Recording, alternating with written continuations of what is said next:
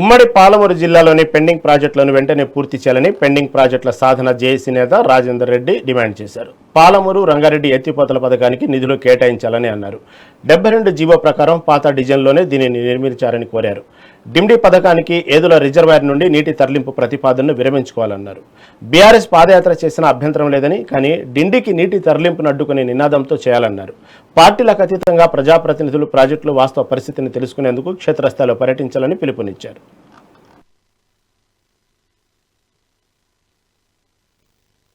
వినియోగం అయినాడైతే కానీ ఇప్పటికైతే అయిన ఖర్చు దుర్వినియోగం కిందండి లెక్క నా లెక్కలు.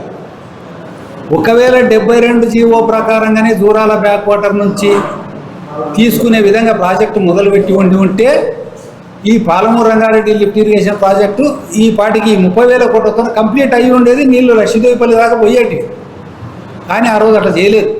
మన ఉద్యమ నాయకుడే, మన తెలంగాణ రాష్ట్రం మొదటి ముఖ్యమంత్రి గారే. మరి ఆయనకి ఎవరైనా ఇంజనీర్లు చెప్పినరా, వేరే జిల్లాల రాజకీయ అంటే తనను ఇంప్రెస్ చేయగలిగే రాజకీయ నాయకులు చెప్పినరా, లొసుగులు ఏమున్నాయి, లోపాయకారి ఏమి మహబూబ్నగర్ జిల్లాకు నష్టం జరిగే రకంగా, వేరే వాళ్ళకు లాభం జరిగే రకంగా ఏం లోపాయకారి సలహాలు ఉన్నాయో మనకు తెలియదు. మీకు అందరికీ తెలుసు. ఆనాడు గత 9.5 సంవత్సరాలు గత ప్రభుత్వం లోపల ముఖ్యమంత్రి గారికి సలహాలు ఇచ్చే స్థాయిలో ఒక్క రాజకీయ నాయకుడు కూడా నాకైతే బీఆర్ఎస్లో కనపడలేదు. ఒక్కరు కూడా కనపడలేదు.